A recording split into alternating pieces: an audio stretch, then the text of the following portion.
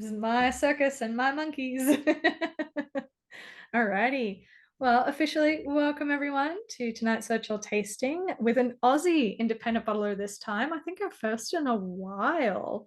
I can't recall the last time we had an Aussie IB on, which is very exciting. We're joined by Justin Farmer, the man and the brains behind Whisky In Isolation. And as a fellow Melburnian, we were intimately familiar with isolation during the pandemic years. And Justin will tell us a little bit more about the story of how the brand came about while we're tasting. But first, a little change of my usual spiel. Obviously, if you guys haven't seen our virtual tasting housekeeping video, that I think Ollie linked it in the chat below, but it's again also up on the Whiskey List YouTube page. It goes over my usual pointers of if you've got 6 glasses for the whiskey, use them. If you don't, that's fine. Don't drink and drive. All the important elements to go over. But tonight I'm going to start off by going through the tasting order verbally so that the people at home watching back on YouTube can have a heads up. And I will also share it in the chat for all of you guys here. So whiskey number 1 is the Spring Bay 50 Flaming Parrots. Whiskey 2 is the Killara Reverse into Port.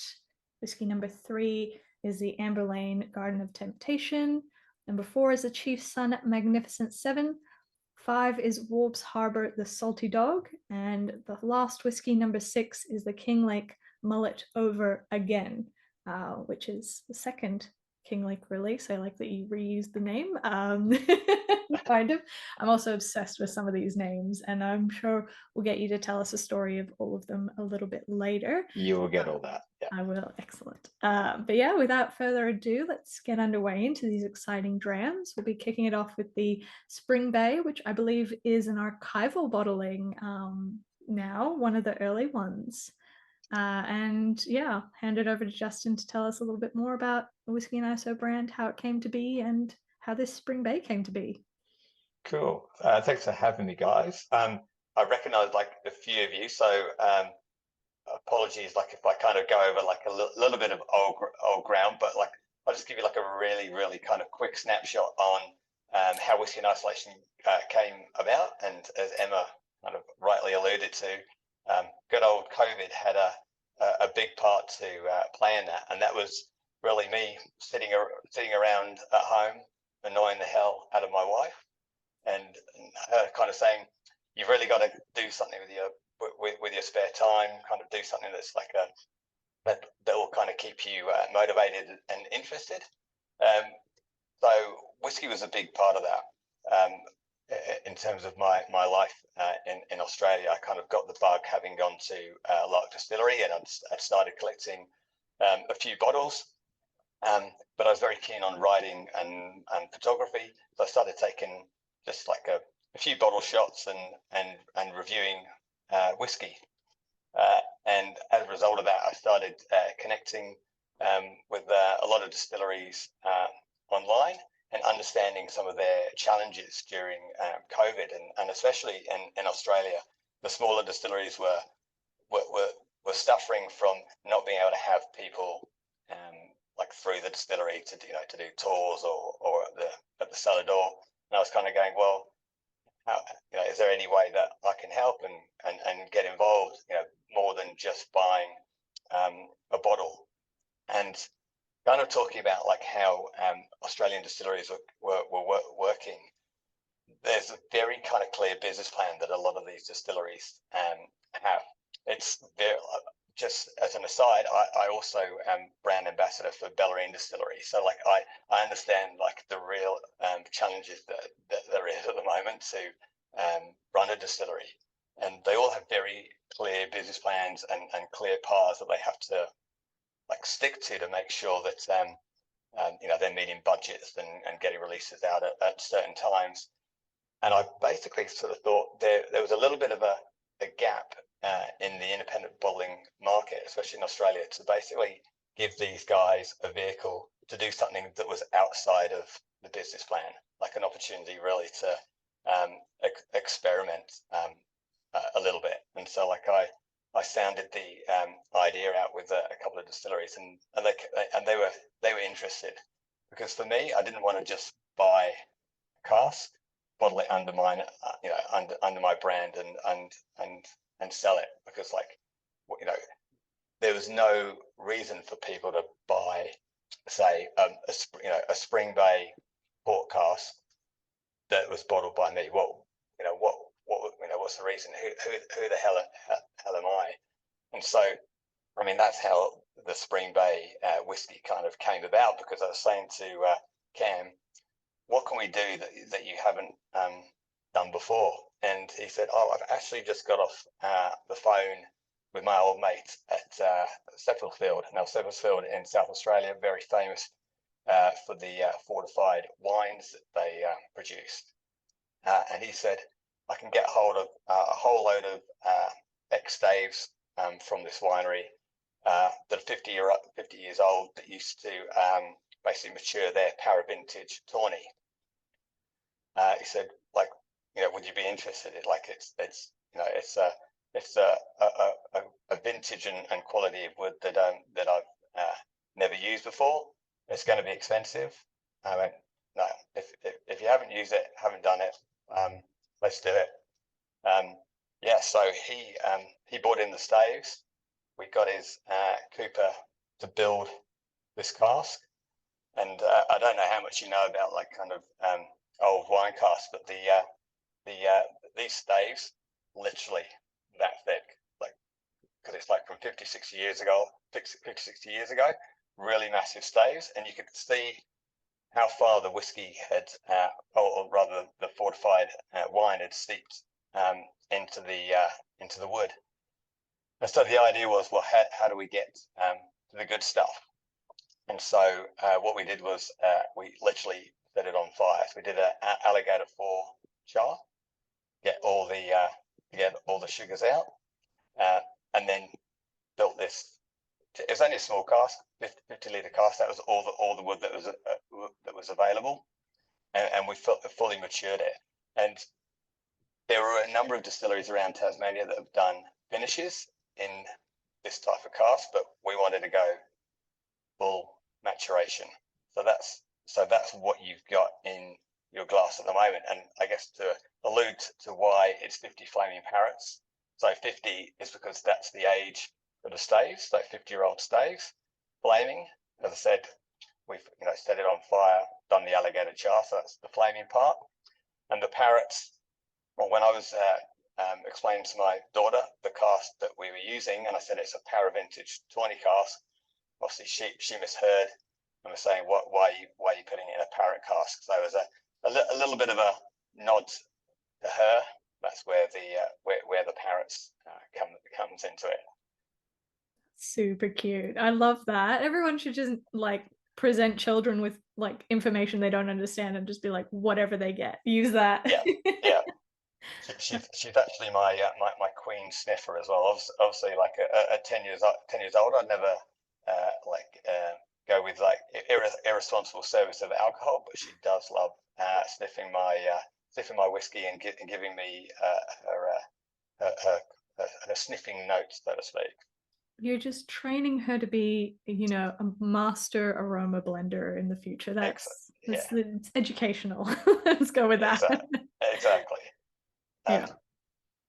No, amazing. Well, I'd love to hear anybody's tasting notes in the chat, what people are thinking about this. I always find that Spring Bay has this like really clean, oily quality to it. Like, it's really hard to describe, but you know how like different oils range from like fatty to really quite like thin and clean. And yeah, I've always just found that, but it's taken the para tawny cask so well.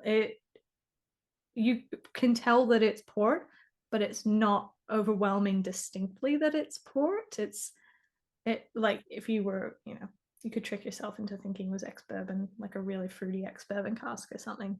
It's really, really cool. I have to admit, I'm a little bit jealous at the moment because it's the one bottle that I don't actually have any myself. You guys have all got it. All that are left of the 4 archive bottles for sale, so I've got nothing open. So it's the one that I can't drink today. Well, our warehouse guy sent me some. Normally, I get relatively full sample bottles. Let's just say it was we wanted to make sure that we filled as many tasting packs as we could. So I got the short end of the You got the straw. shot. But I will bring this to you. I'll send it to you so you've got at least something. Yeah. Yeah, I'd be interested to see what people sort of think, because like uh, a lot of people ask me, was it peated? And the smokiness that you get is really or is all about that the heavy char Yeah. that kind of got put in it. And a few people asked me about the so about the cask where it matured in the distillery on the coast. So that's correct. So it was distilled in Cambridge, but the like the maturation was up at sort of Spring Bay. So you do get kind of that distinctive saltiness that Spring Bay often kind of delivers just on the back. Yeah. If you guys haven't been to Spring Bay, the original site was out in Rebens Bay, Spring Bay, Tasmania area, by the coastline. But they moved to like a bigger. They moved quite a bit of their operations, I believe, to their bigger distillery in Cambridge near the airport. But they still do like a little bit at both locations. I think they were mostly nowadays they're mostly distilling gin at the Spring Bay Yeah, location. correct. Yeah, Yeah. But I mean, part of the reason I wanted to sort of start with this one as well is that by giving you a story of one of the whiskies that was early on in our story enables me to also tell you like mistakes that I made. And one of the biggest mistakes that I've made is Cam loved the cask. This is Cam Breck from Spring Bay, and he said to me, "Can I buy the cask back off you?" And I went, "Sure." Like this was before the whiskey was even kind of bottled, and now I'm like 2.5 years like into the journey, and I'm particularly loving like refill casts and second fill casts, and I'm kicking myself because he has got this as a refill cast, and I'd have loved to have seen this one as a refill. But on the positive side, I do have an amazing bourbon cask with him that will have a very funky finish. That will I won't tell you what it is now, you but tease already on whiskey number but one. You're teasing us. but you'll learn more yeah next year. Um, but Yeah. someone asked about how many bottles there are in archive. I think I've got there's one that I've kept, but you've got the last three. And I needed to keep one for myself, or one for my daughter, my whiskey prodigy, or Yeah, well, protege. it's got to go in the library, right? You know, the whiskey Correct. library of releases and whatnot. Love the tasting notes, caramel, sweet red fruits, Jersey caramels is very distinct. And yeah, I'm getting that as well. That very light smoke on the finish, Michael says. Jeff's getting the lovely burnt caramel, and John's getting a late and lingering char. Absolutely. Classic tawny notes, definitely get the char along with the liqueur style. Yeah. It's so juicy for 56% as well. It's absolutely crazy. I was gonna say like how everyone's getting on with the ABV, because like everything that we bottle um, is like over 50%. I'm just like kind of a cask strength monster, and like I'm like really attuned to it, but like kind of appreciate that it's not for everyone. But when we've kind of made these whiskies, we do add water just to kind of get an indication of how well it's going to swim, like kind of reducing it, and that's why I do like as well like bottling up high, because it suits my profile, but it does then allow you guys to add water or ice or whatever your preference is and kind of find your own sweet spot. But I'm quite interested if anyone has a a vehement aversion to kind of bottlings at such a high ABV. I think we're, yeah, like Jeff said, I think we're all pretty well seasoned. Same as you. That's my favorite thing is that you're an absolute cask strength whiskey monster, and you are also one of the like, one of those people where you can drink a crazy amount of cask strength, but you don't look like it as well. Like, it's so, so good. Well, we might move on to whiskey number two. That was great. Good. I Then mean, I can have a drink. it will, yeah. We'll move on to whiskey number two, and I will deliberate bringing you that sample because it is really good. And I'm the same. I love Spring Bay, but Honestly, you enjoy it, but like we kind of I showed you this like off air. So when it comes to the Kalara, this is literally what I have. So Arbo, who is Christie's assistant at Kalara, we had a bottle that was unfilled. It had kind of all the interesting kind of charcoal bits and pieces in the bottom of the bottle, and so that's literally all I've got. So I've got like a meal in one with this. I've got like solid and liquids. extra protein, right? Is that what they say? Extra protein. But this one's kind of interesting because it again shows you kind of where the Whisky in Isolation sort of brand is. So like with Spring Bay, that project was started from scratch. So like, there was nothing. There was just like the idea to do something with Cam, and we got the cask, we built the cask, we put new make in it, we matured it for 3 years, and we released it. This one with this first release with Christy was like a little bit different, and the story for this was she came to me, and I already had 2 casks laid down with her from scratch, but she came to me and said, "Oh, I've got a client who's going through a little bit of a messy divorce at the moment, and is trying to offload whatever he can to kind of pay for legal fees and whatever. I've got this amazing tawny cask, French oak tawny cask, that been matured for just about 5 years, so like had some decent age on it.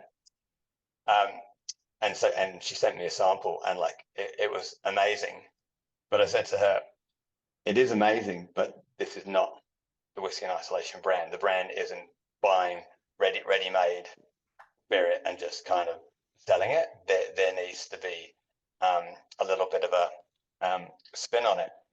And I've been in conversation with a cask company in Tasmania, who unfortunately are no longer about, but they had like a really interesting opportunity that they were talking to me about, and that was they'd bought a whole load of premium bourbon staves from all sorts of distilleries across the States, and we had the idea about building what we called a Frankenstein bourbon cask.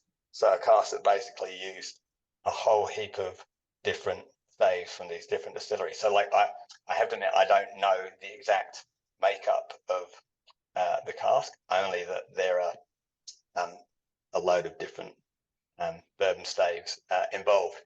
And I said to Christy, well, look, we could build this this Frankenstein cask and finish the tawny cask in bourbon. And we thought that was an interesting approach, because traditionally you'd have bourbon as like the base maturation, and then maybe finish it in a fortified wine. And we thought it'd be a little bit fun to use this Frankenstein cask to flip it on its head and finish it. So we stuck it in there for just about a year. So this whiskey is about 6 years in total, and the reverse into port is exactly that. Just because traditionally you'd go port into bourbon into port, and we've gone port into bourbon. So reverse what you'd usually expect.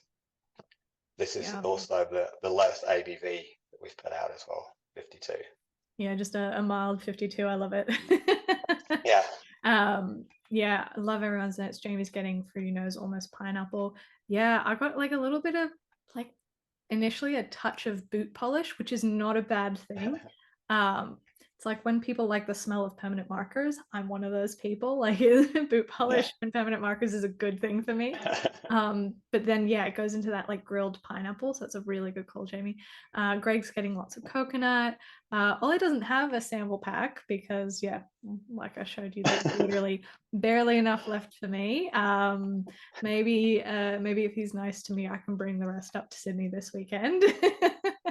But yeah, no, absolutely incredible. Yeah, Brendan's getting a bit of strawberry coconut chocolate, something very familiar. Adam's getting apricot muesli. Michael bang on with like this Caribbean tropical notes.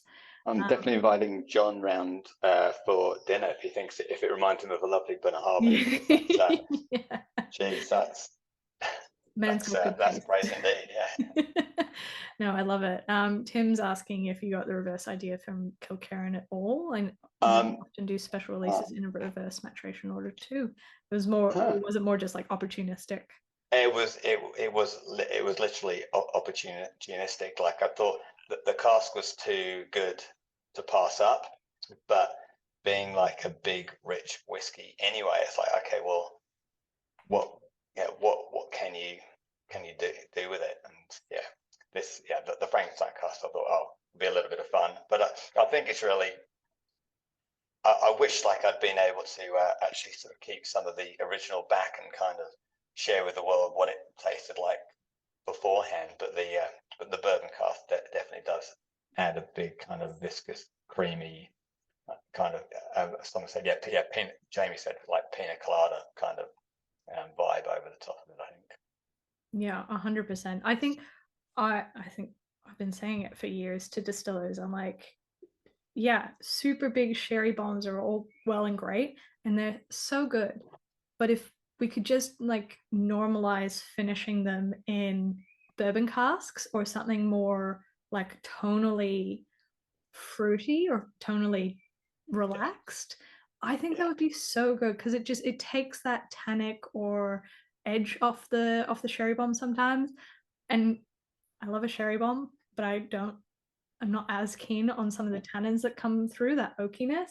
And I think bourbon casks just play off them beautifully. So this is this is a great example of like how to make an already really good whiskey like more, I don't know, complex, more intriguing. And yeah, it's just got this lovely juicy quality to it. I absolutely love it.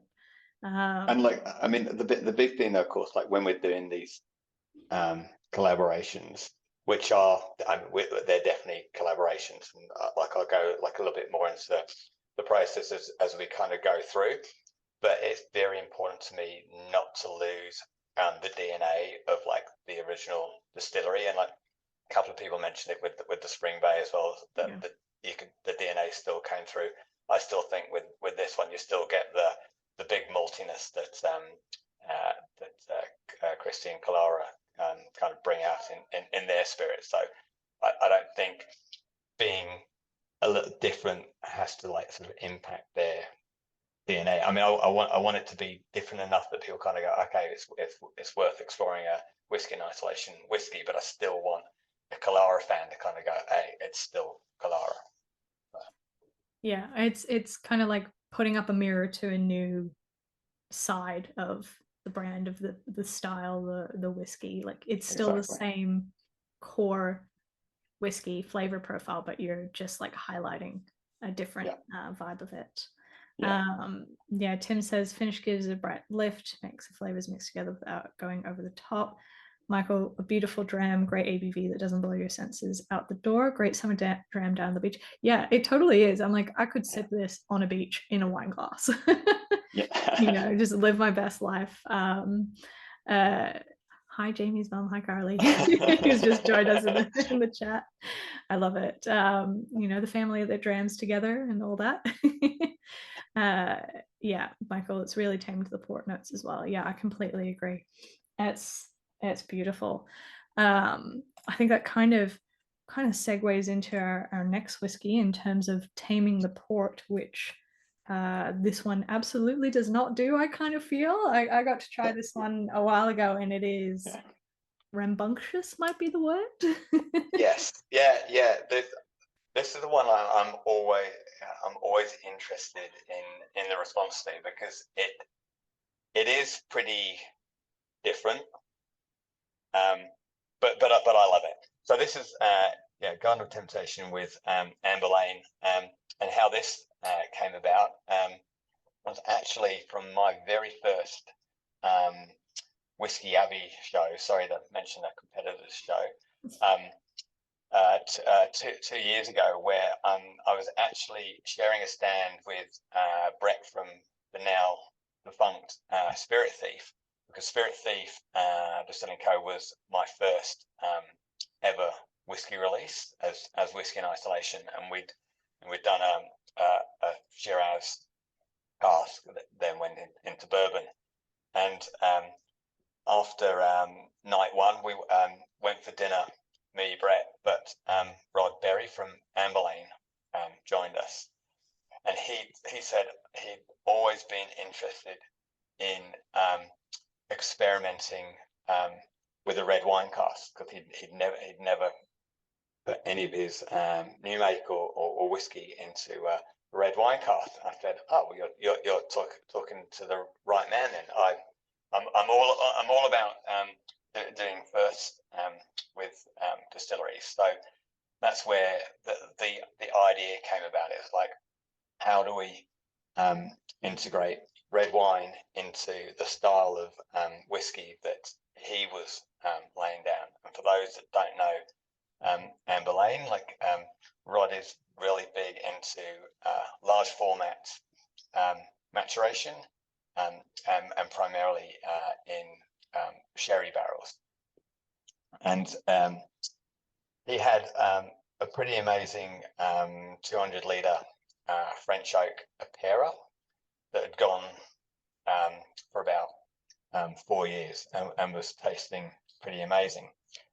But we were then talking about, okay, well, what wine casks do we want to use? And given his love of sherry and Spain, I kind of said, oh, well, let's kind of veer towards something that's quintessentially Spanish, but where we can still kind of maintain like local Australian provenance. And he had a relationship with a winery called Bindon Wines, which is not far from where Amber Lane is, which is in New South Wales. And they're an organic, highly sustainable winery, where one of their kind of acclaimed wines is a Tempranillo. And in Australia, Tempranillo is like 1% of the grapes grown in Australia. So that again was like already like interesting to me, because like an Australian Tempranillo was something that hadn't been done as far as we were aware in Australia. But the original Apera cask was a McWilliams, so it was an Australian sherry. We wanted to kind of create that real connection with Spain, and so we took this 4-year-old Apera cask, and we actually then decanted it into a Fernando de Castilla American Oloroso cask. So it's actually a double sherry cask. So 4 years in the McWilliams Apera, and then it was about 6 months in this bombastic Oloroso cask. We then decanted it. It goes on a bit of a journey, this one. We then decanted it into the American oak Tempranillo cask, not knowing what the whiskey would do. It'd been there for about 2 weeks, 3 weeks, and they were testing it regularly. And Rob was going, "Holy crap!" Like the influence of the Tempranillo and the whiskey was like so impactful and forceful and immediate. It kind of it scared us like a little bit, like the savory notes, the tannins and whatever. And so we were literally tasting it on almost not quite daily, but like but weekly. And we got to 9 weeks, and we said it's got to come out. So, but the initial finish was literally nine weeks. And what we had then was like this a little bit of an unbalanced whiskey where it had like the sherry notes, but then kind of this big kind of Tempranillo, tannin, savory flavors that just wasn't quite in harmony. So we got a third fill American oak bourbon cask and dumped it into the bourbon cask, and we left it there for another 9 months. So like the total maturation time is 5 years, bit over 5 years. But for me, what the American oak bourbon cask has done is actually bring all those flavors together. So you've now got quite a complex sweet and savory dram, but also like the vanilla notes that the bourbon adds, but not too much, because again, like a third fill, you're not going to get as much influence from the cask. It was really designed more to kind of bring everything together. But it's polarized a few people, because it is.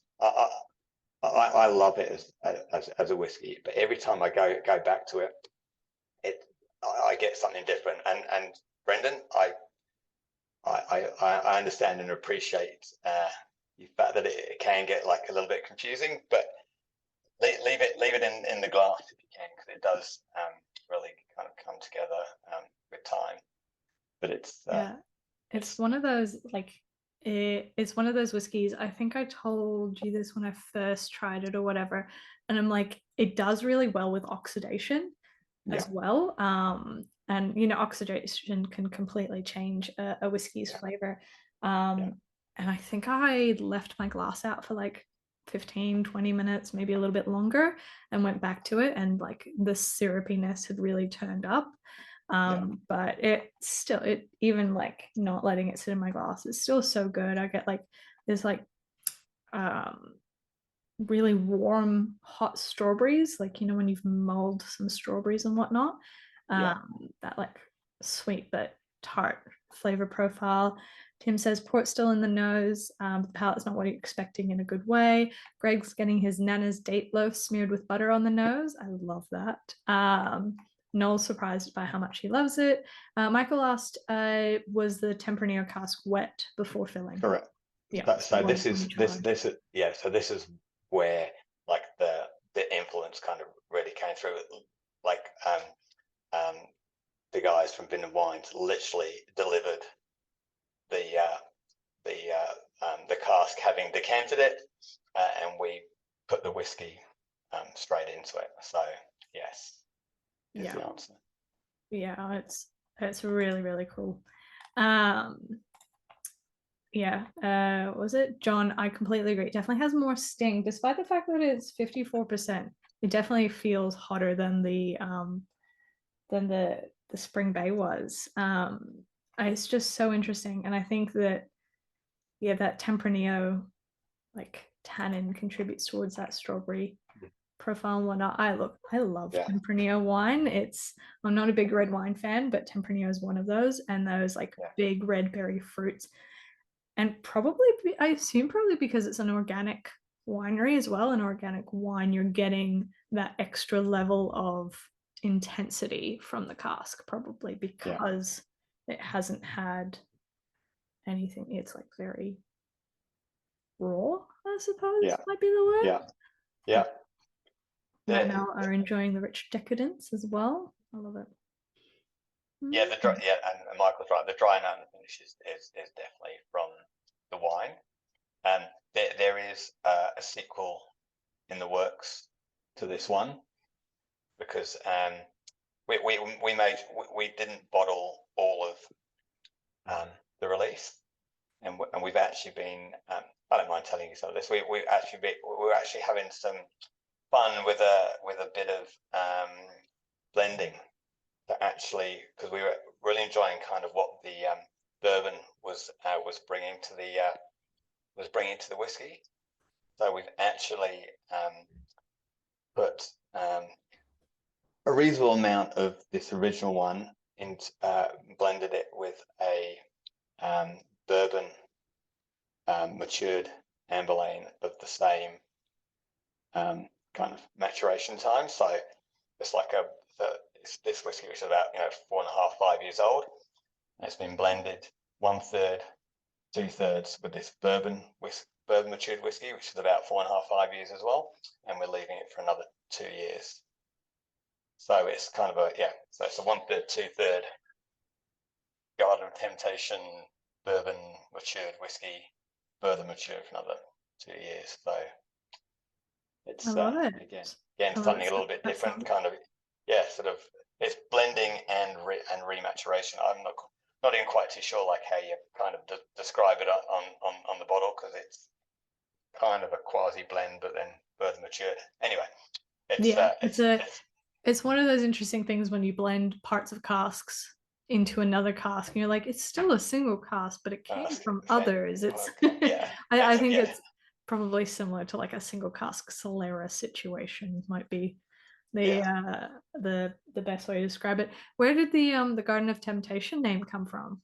Oh, so the Garden of Temptation was really the fact that we were getting both like super like earthy notes, then we were getting big red apples, and so it was really the fact that it was like a vegetable fruit garden, like kind of like all in one, and just because we were getting the big apple vibes, that's what we kind of just alluded to, like Adam and Eve and kind of and temptation, but also it was like, how do we kind of signpost the Tempranillo cask in there? So it's like we almost thought about doing temp and then having a hyphenation, but then thought it was a little bit kind of too much. Yeah, a bit much.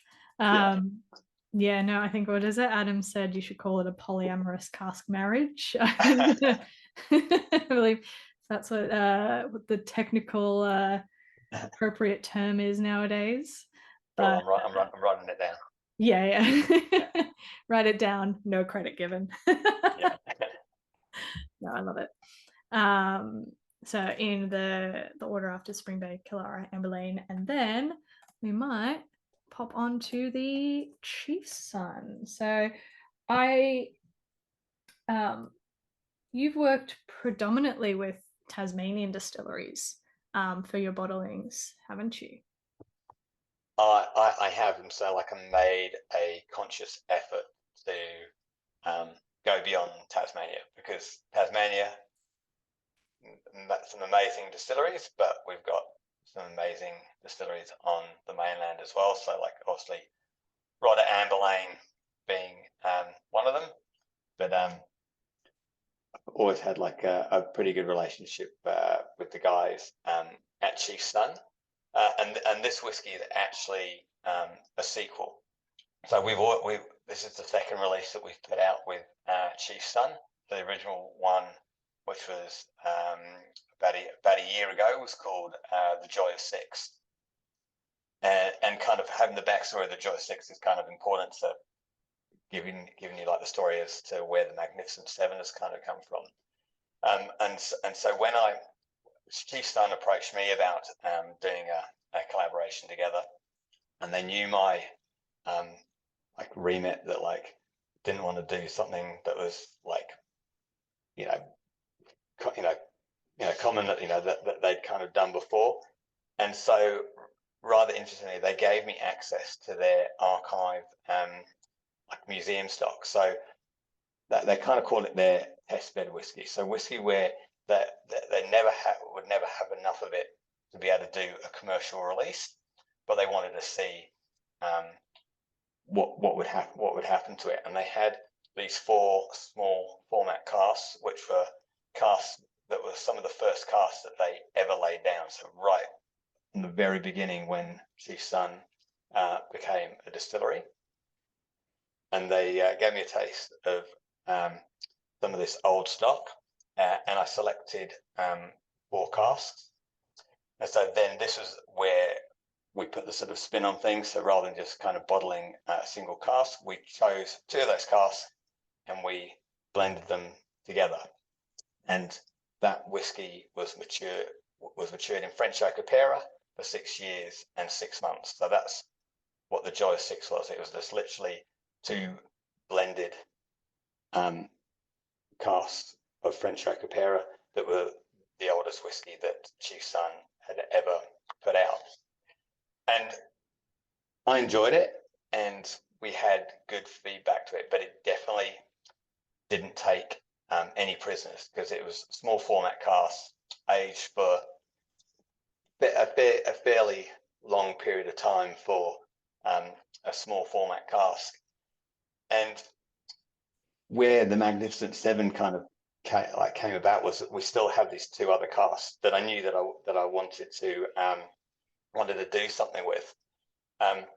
But with the Joy 6, I'd kind of been playing with a few cocktails, and someone had given me a recipe for a salted maple syrup old fashioned. And it was like, I'm not one for cocktails, but like the Joy 6 as this old fashioned cocktail was like amazing. And so I thought, okay, for the sequel, we can do something a little bit different.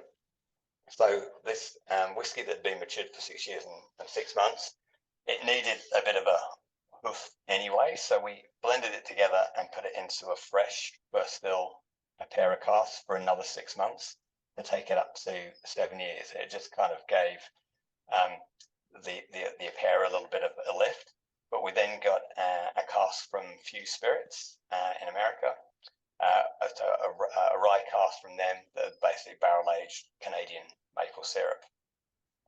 So then decanted the 7-year-old whiskey into this rye cask that barrel-aged maple syrup, and left it there for 7 months. So the Magnificent Seven being the fact that the original was 6 years, 6 months, the sequel is now 7 years and 7 months maturation time. So for me, I feel like the rye maple has really kind of added both kind of like a nutty flavor profile, but a kind of a nice kind of rich sweetness to it. And yeah, I love it. Yeah, it's really, really cool and so interesting. Tim said his Joy 6 bottle didn't last long, so perhaps it was faulty.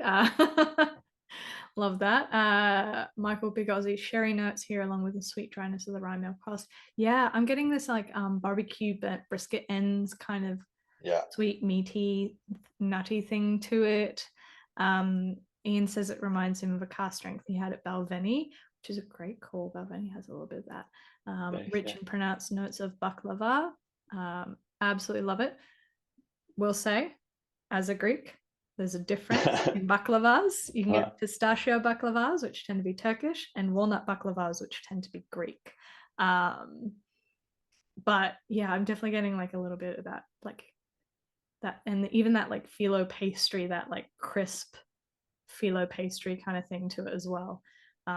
Really love that. Carly says sweet and nutty maple syrup. I don't get that it's 57% at all. And she says hi, Jamie. So Tim says what he remembers. Yeah, Jamie asked about the Chief Son spirit with the peated. So there is peated barley in this new make, correct? Yeah, they do kind of 3 phases. They do an unpeated, intermediate peat, and then a proper peat. From when I was there last, they've got their regular unpeated, which I think is the 900 standard, and then they'll do a peated run on the still, and then instead of cleaning it to do another peated run, they'll just do a regular unpeated, so it captures some of the peat left in the still, and that makes up their sweet peat, I believe. And then that's kind of and it's an efficient way to clean it, and you get like a really interesting lightly peated whiskey out of it as well, which is super cool. I mean, I'm sure they clean this still normally when they give it a regular clean, but it's a really great way to do like the 3 layers of peat from one still, which is really good. Craig says it feels like I'm drinking a really strong whiskey cocktail. Yeah, 100%. Like if someone made the best damn Manhattan you've ever had in your life. Just like, it's like, I would just like mini strong Manhattan Yeah, in the yeah, glass. yeah, No, I love it. yeah. Look, it is a big whiskey, but what I've kind of started learning now over my kind of whiskey life is that I'm happy to play with my whiskies, and whereas like before, like I was thinking Corby anyway, I'll drink it, is neat, and that's it. I've not been afraid to kind of start putting it in cocktails now, and I was glad that I did with the Joy Six. But again, I think this would work just as well, um, like as you said, in a Manhattan or something similar. Yeah, I think it's look, at the end of the day, it's one of those things. People say, "Oh, it's an expensive whiskey. You can't put it in a cocktail." It's like you drink it however you enjoy it. At the end of the day, which is, I mean, that's you spent your money on it. You get to enjoy it however you want. Yeah, But yeah, Matt L saying happy surprise for this one. Loved getting that. Loved getting the subtle peat. And yeah, Tim, if you paid for it, you drink it how you want. I don't care if it's with Coca-Cola or with a goddamn maraschino cherry. Just enjoy it. That's what pays homage to who made it. Yeah, exactly. Yeah. But if you drink it with Coke, you're not coming to my house. All right, I suppose I should on my bike and head off. No, it's yeah, I will say my husband doesn't like whiskey, but if you offer him smoky whiskey with Coca-Cola, oh, he's there all the time. Yeah, yeah, yeah. Can't get enough. But yeah, Jamie just went back to the amber lane and the strawberry jam is overpowering. Yeah, I think like as we kind of go on, and please, if you have them still in glass, if you have any left, go back and taste through some of them. Super good. Ian just hopped onto the Kalara and got a bit of burnt orange flavor. Yeah, super cool. Well, I'm sure that you've got probably more projects in the works with Chief Son. Have you got any thoughts for number 8? Oh no. No. It's, as I said, it's about. Just wanted to spread the love a little bit. They're also on a particular sort of path as well. They're kind of hitting the Asian market pretty hard, which is cool and fine. Yeah, no. So they're less well cost. at this stage there is not going to be another Chief Son, but who knows? Who knows? Fair enough. Well, I think a great idea is if you could acquire an octave cask. So obviously octave 8, and then get them to finish in an octave. That would be real fun. Good one. Note that down as well. Yeah, right there. I will be taking a commission on that. I love it. Well, we'll move on to whiskey number 5 for tonight, the Waubs Harbour, the Salty Dog. So this is one of the most recent releases you've done, I think. It is the last release that I put out. Officially, we obviously have another one. Well, you've got the exclusive one coming up, but the last commercial release was this one. Fastest selling whiskey that I put out as well. So sold out in under 3 hours, which is good. Other than obviously kept a couple of bottles back for an upcoming event and a couple of bottles for you guys as well.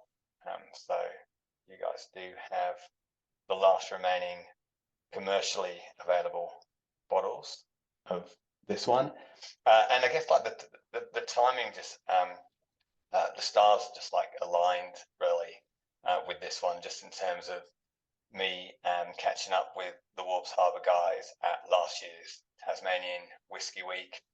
We were just kind of talking through ideas and would they be kind of interested in doing something. And it's amazing, like their meteoric rise, like in the last 12 months. So like the last Tasmanian Whisky Week, that's in 2023.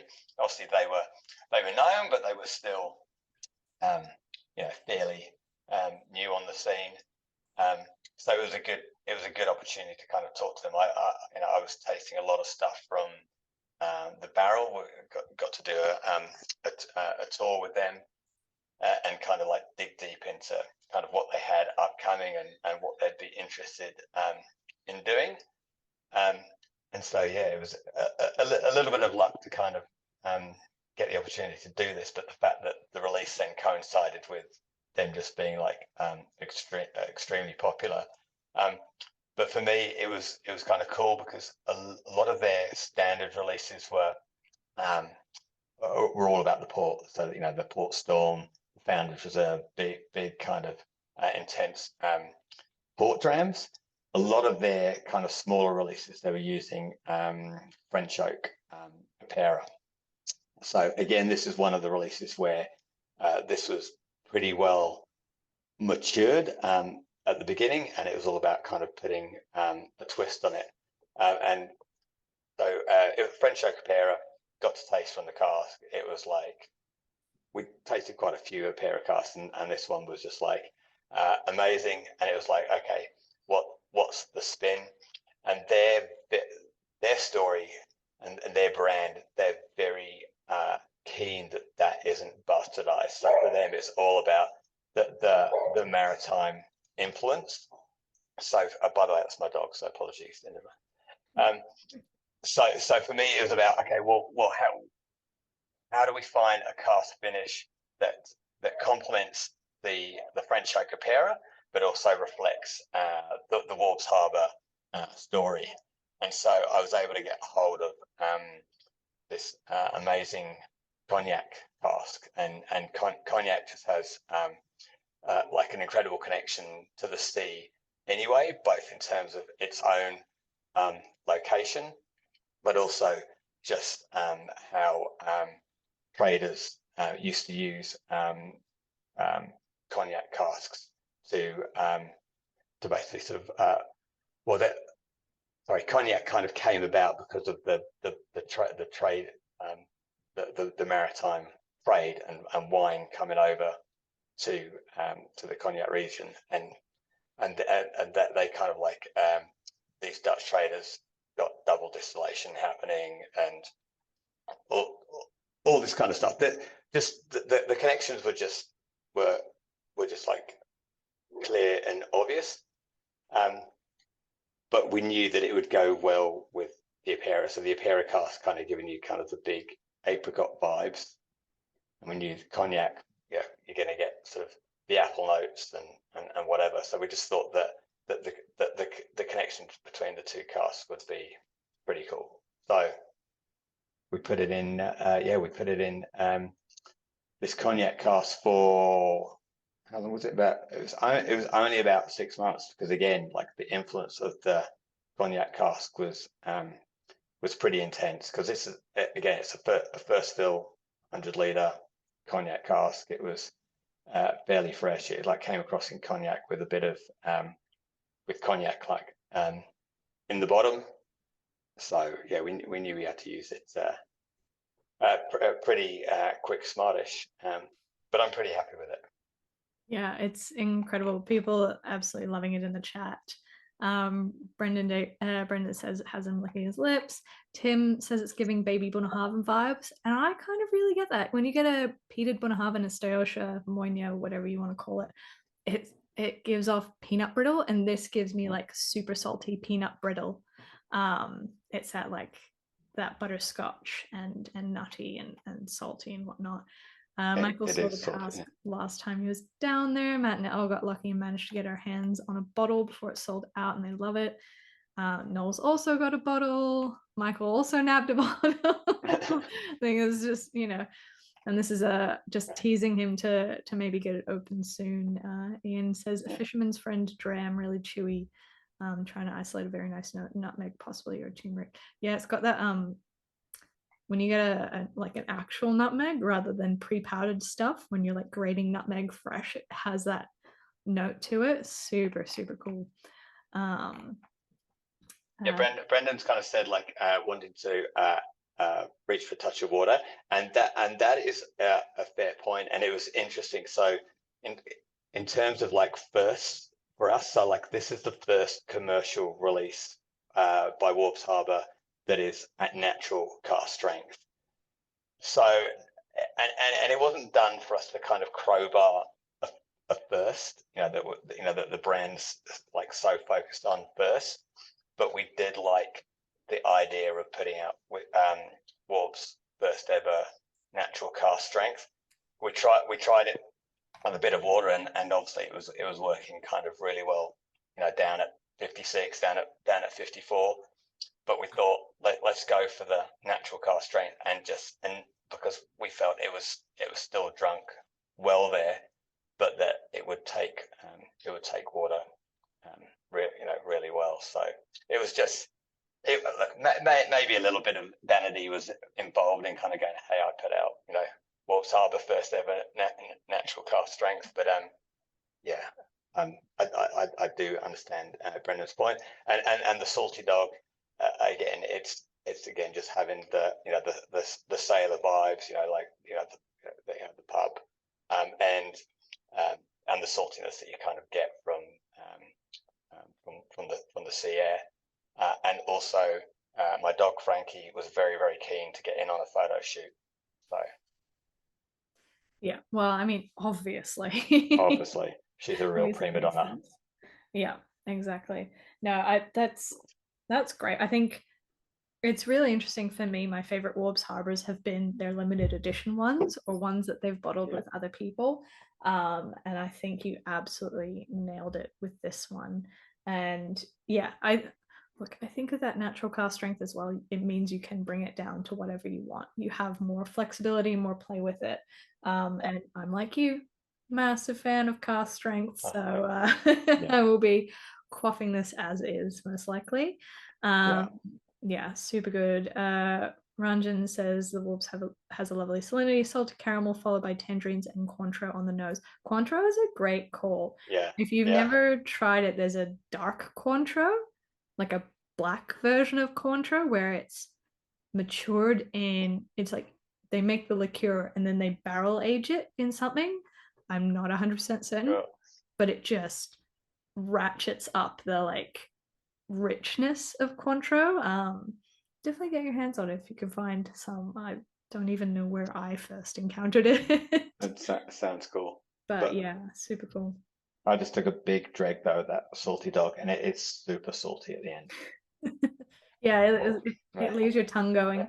Yeah. And you're like, oh, I need to drink more liquids, and so you keep looking for. I kind of got a little bit of that with the Kalara as well, with that drying on the finish. I was like, oh, I'm thirsty, need another sip. Oh, thirsty, need another sip. Not a bad way to be. Well, we might move on to our final whiskey of the night, and then I'll get the poll up and running for everyone as well. But just a quick show of hands. Cointreau Noir, that's it, Ranjan. Thank you, Cointreau Noir. Has anyone here, will this be your first time trying a King Lake? Oh, Karen, yep. A few people. Yeah, fair enough. Just tried a few. Ranjan loves it. First time for Gavin as well. Yeah, they're a little bit oh yeah, Jamie as well. And Steve. Brendan, first time for all these. Oh, amazing. Really getting into the good stuff. Good on you, Brendan. Yeah, it's a little bit out of the way, and I have to go back and visit them again. But it's such like cute, quaint distillery up north in King Lake. I drive past them all the time to go camping. I really need to stop and visit them. But they're so lovely as well. They are such sweethearts. If you haven't met one of the co-owners and co-founders, Chantal, literally the loveliest person you'll ever meet in your life. Such a sweetheart. So with you guys knowing them before you drink it, so like with their mash bill incorporates both chocolate malt and peated malt. So that will probably inform you guys on some of the flavors that you're going to get. But another thing that I need to point out is obviously we added some extra sample kits, didn't we, Ollie? So some people might have, and I don't know who, some people might have the original Mother Nova. Is that correct? Yeah, there was like 3 only. We kind of measured it right to the mill. So yeah, just I think Emma's got Yeah. the original. I made sure she got the original one, and then yeah, there's possibly one or two others out there.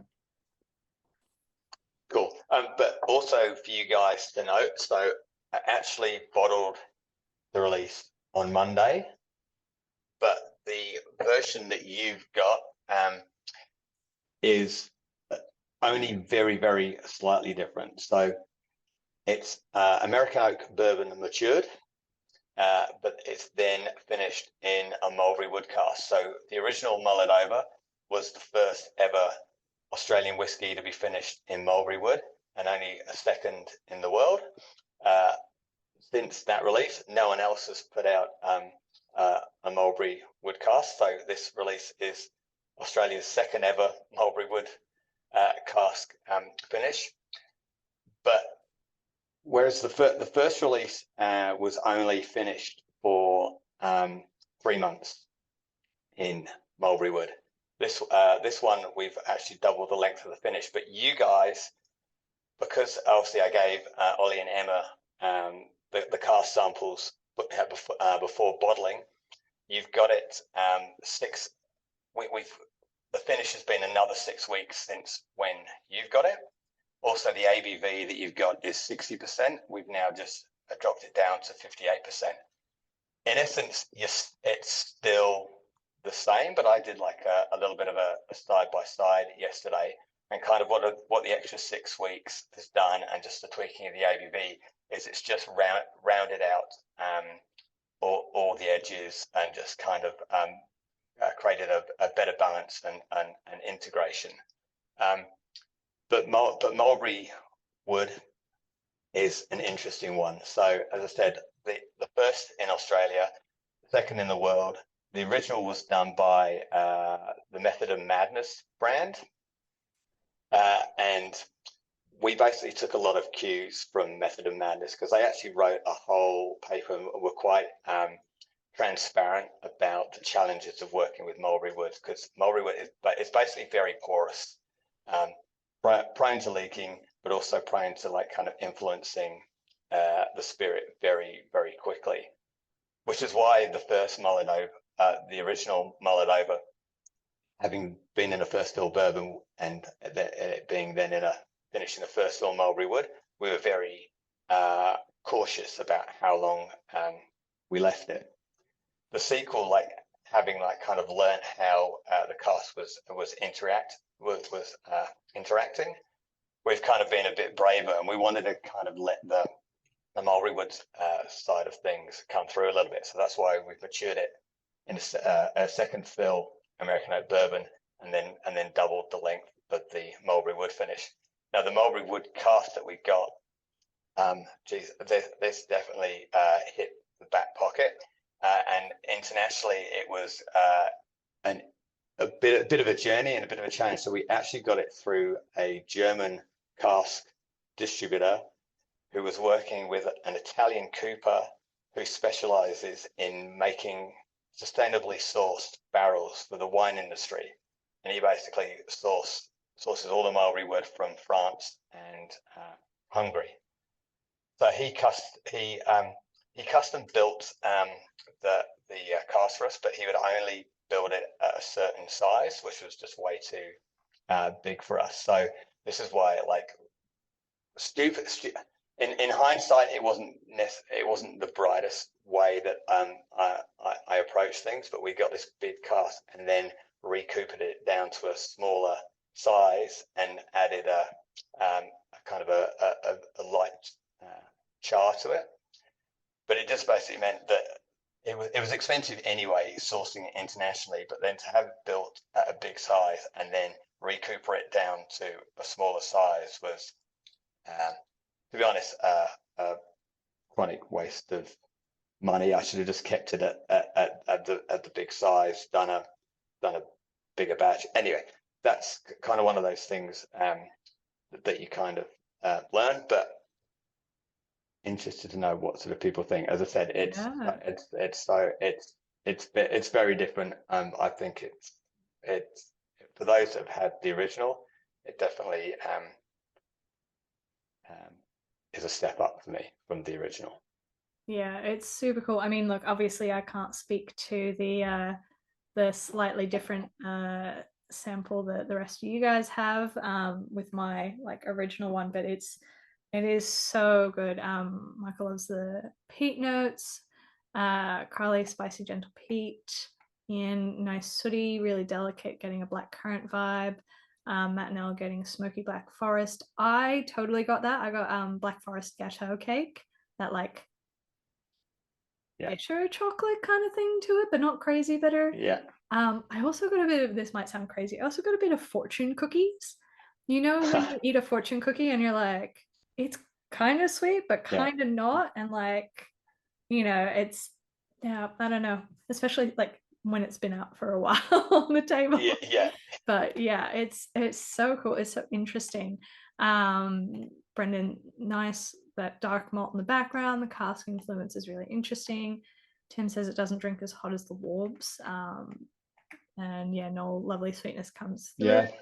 He loved the first one and he's been waiting for the sequel ever since. Oh my god, comments galore. Lovely fragrance on the tail end, kind of turns the peat smoke into tiger balm. Yeah, I kind of get that like medicinal iodine twinge towards the end. Clara got picked to the line. I'm thinking this is Brendan.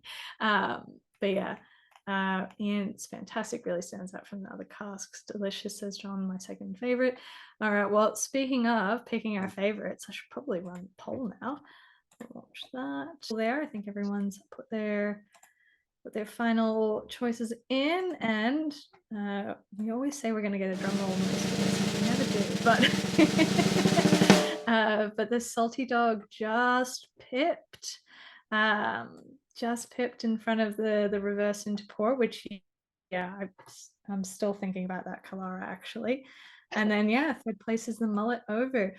I will say that Spring Bay 50 Flaming Parrots is still such an incredible, like classically Spring Bay vibe, but we know that the first whiskey always loses out a little bit on when it comes to the voting, which is totally fine.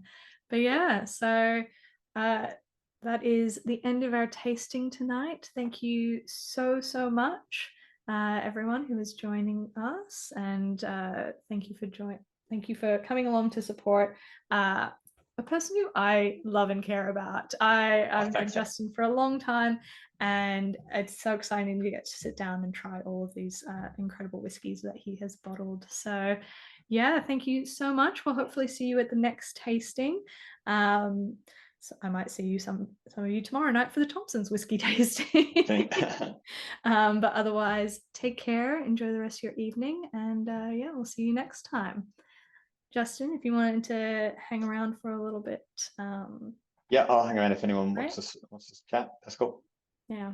Thank you so much, everyone. Take care. Cheers, guys.